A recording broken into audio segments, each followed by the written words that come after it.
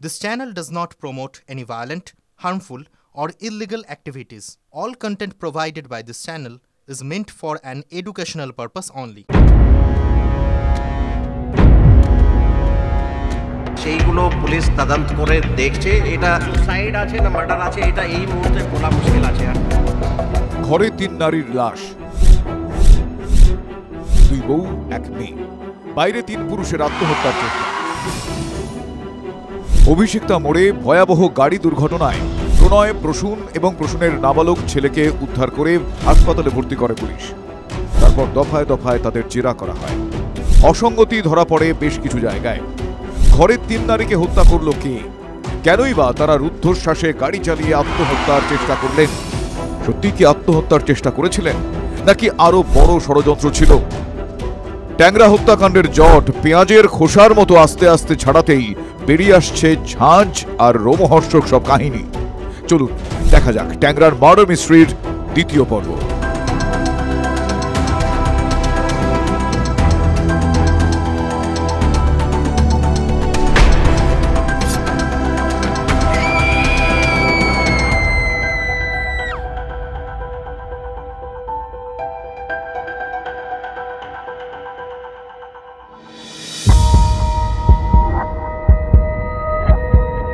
Police তখন অপেক্ষা করছে ময়নাতদন্তের রিপোর্টের জন্য। সামনে আসে রিপোর্ট। জানা যায় রবির দুহাতে কবজির শিরা কাটা অবস্থায় ছিল। গলায় ছিল একটিমাত্র কাটার ক্ষত। ঠিক একই আঘাত সুদেষ্ণার শরীরেও। অতিরিক্ত রক্তক্ষরণে মৃত্যু হয় 2 বউয়ের। কাটার দাগ দেখে বোঝা যায় ছুরি বাঁ দিক থেকে ডান দিকে চালানো। অর্থাৎ রবি, সুদেষ্ণা নিজেরা নন, অন্য কেউ আঘাত করেছেন, আর তিনি ডান হাতি।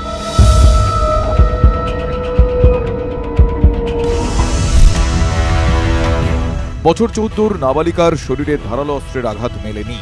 তার পাকস্থলী থেকে মেলে হলুদ ও সাদা পদার্থ, তাতে ওষুধের গন্ধ ছিল। বিষক্রিয়ায় তার মৃত্যু হয়েছে বলে বিশেষজ্ঞদের অনুমান।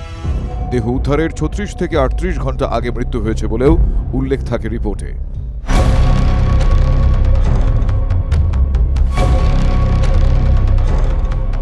এদিকে পুলিশের এক টিমও ততক্ষণে 2 ভাইয়ের থেকে এই মৃত্যু রহস্য উদ্ঘাটনের চেষ্টা করছে। ততক্ষণে বয়ানে প্রসূন পরিবারের 2 কর্ত্রীর হাতের শিরা কাটার বিষয়টি স্বীকারও করে নিয়েছেন। প্রসূন জানিয়ে দেন পরিবারের সকলেরই নাকি আত্মহত্যার প্ল্যান ছিল। প্রসূন বয়ানে যা জানান তা একেবারে শিউরে ওঠার মতো। বাজারে একাধিক ঋণ, দেনা পাওনাদার, ব্যবসার আর কোনো উন্নতির লক্ষণ নেই। এসবের জেরেই আত্মহত্যার সিদ্ধান্ত নিয়েছিলেন 2 ভাই। সেই কথা নিজেদের স্ত্রীকে তারা জানিয়েছিলেন, কিন্তু বাড়ির 2 বউ জানিয়েছিলেন আত্মহত্যা করতে হলে তারা সবাই একসঙ্গে করবেন, অর্থাৎ সন্তানদের তারা একা বাঁচিয়ে রাখবেন না, তারা অসহায় হয়ে পড়বে। সেই মতোই ছকা হয় গোটা প্ল্যান। সোমবার তারা পায়েসে বিষ মিশিয়ে খান সকলেই, তারপর রাতে ঘুমিয়ে পড়েন। ভেবেছিলেন পরের দিন ভোর আর কেউই দেখবেন না, কিন্তু পায়েসে বিষ কাজ করল না। হাসপাতালের বেডে বুকের পাঁজর ভাঙা, শরীরের একাধিক ক্ষতচিহ্ন নিয়ে যখন ধীরে ধীরে মুখ খুলছেন প্রসূন, তখন ধোঁয়াশা কাটার বদলে আরও যেন বেশ কিছু জিনিস গোলমাল করে দিচ্ছে এই ক্রাইম প্লটকে। কারণ ততক্ষণে পুলিশের হাতে এসে গিয়েছে একটা সিসিটিভি ফুটেজ। সেই সিসিটিভি ফুটেজে মঙ্গলবার রাত 12:52 থেকে রাত 12:54 একটা অংশ পুলিশের সবকিছুকে গুলিয়ে দেয়। ফুটেজে দেখা যাচ্ছে রাত 12:52 নাগাদ এক ভাই বাড়ি থেকে বেরিয়ে গ্যারাজ থেকে গাড়ি বার করেন। তারপর গাড়ি বাড়ির সামনে দাঁড় করিয়ে কিছুক্ষণের জন্য ঘরে ঢোকেন, আবার বেরিয়েও আসেন। তারপর বাড়ি থেকে বেরিয়ে আসে নাবালক ছেলেটি। এরপর 12:53 নাগাদ বাড়ি থেকে বের হন আরেক ভাই। তিনি গাড়ির পিছনের আসনে বসেন। 12:54 নাগাদ গাড়ি অত্যন্ত দ্রুত গতিতে বেরিয়ে যায়। আর প্রশ্ন উঠতে শুরু করে এখানেই।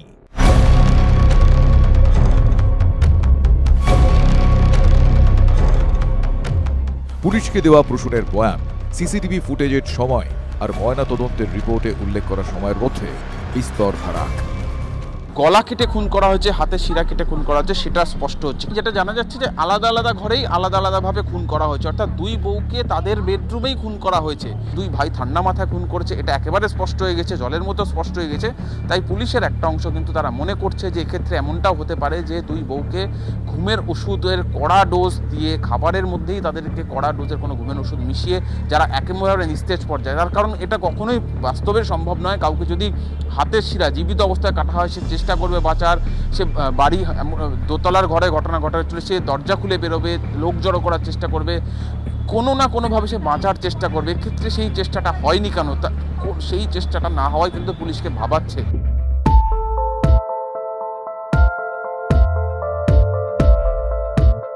প্রসূনের কথায় সোমবার রাতে বিষ মেশানো পায়েস খেয়েছিলেন তারা প্রত্যেকেই। ময়নাতদন্তের রিপোর্ট বলছে রবি সুদেশনার মৃত্যু হয়েছে দেহ উদ্ধারের ৩৬ ঘন্টা আগে। বুধবার সকালে দেহ উদ্ধার হয়, তাহলে সময় তো বলছে অন্য কথা। আর যদি তাই হয় তাহলে কি বিষ মেশানো সেই পায়েস ওই দুই ভাই আর বাড়ির নাবালক ছেলে খাননি? তারা কিভাবে মঙ্গলবার অত রাত পর্যন্ত একেবারে সুস্থ অবিচল থাকলেন? এই অল্প সময় আদৌ কি সকলকে রাজি করিয়ে আত্মহত্যার এই পরিকল্পনা বাস্তবায়ন করা সম্ভব? তদন্তকারীদের একাংশ তখন সেটা নিয়েও ভাবছেন। রিপোর্ট আর ফুটেজের টাইমলাইন মাথায় রেখেই আবারও পুলিশ ছোটে সেই বেসরকারি হাসপাতালে। আবারও সেই বক্তা প্রসূন। এবার চাপে পড়ে প্রসূন কি তথ্য দিলেন?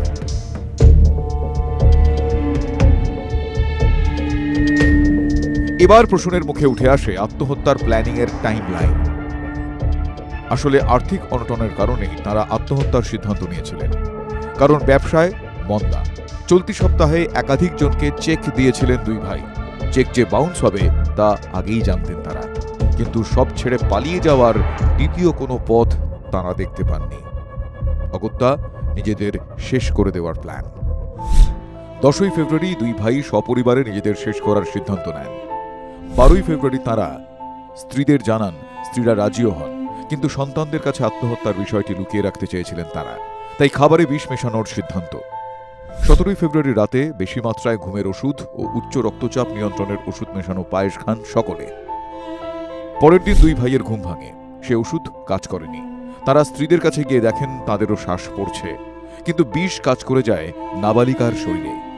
তার মুখ দিয়ে গ্যাজলা বেরিয়ে আসে। এরপর স্ত্রীদের হাতের শিরা কাটা হয়, তারপর ঘুম ভাঙে নাবালক ছেলেটির।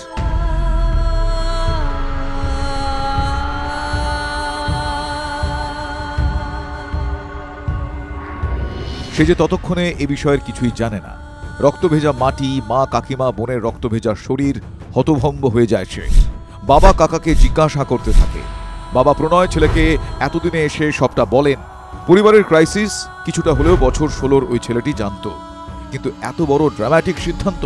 বাবাকে ছোট্ট ছেলেটা জিজ্ঞাসা করেছিল, বাবা কি এমন হয়ে গেল, আমরা তো ভালোই ছিলাম। প্রণয় তখন ছেলেকে বুঝিয়েছিলেন, মা কাকি বোন ওপরে গিয়ে ভালো রয়েছে, আমরাও ওপরে গিয়ে এবার একসঙ্গে ভালো থাকব। প্রথমে গলায় ফাঁস লাগিয়ে আত্মহত্যার পরিকল্পনা করেছিলেন তারা, কিন্তু নাবালক ভয় পেয়ে যায়, কাঁদতে থাকে। তাই প্ল্যান বি। মঙ্গলবার সারাটা দিন বাড়ি অন্ধকার করে ওই লাশগুলোর সঙ্গেই কাটিয়েছিলেন প্রসূন, প্রণয়, বাচ্চা ছেলেটা। মাঝে খিদে পেয়েছিল, তাই ফ্রিজ থেকে সন্দেশ বার করে খেয়েওছিলেন। সেই সন্দেশের অর্ধেকাংশ চিত্তনিবাসের ডাইনিংয়ের ফ্রিজ থেকে উদ্ধার করে পুলিশ।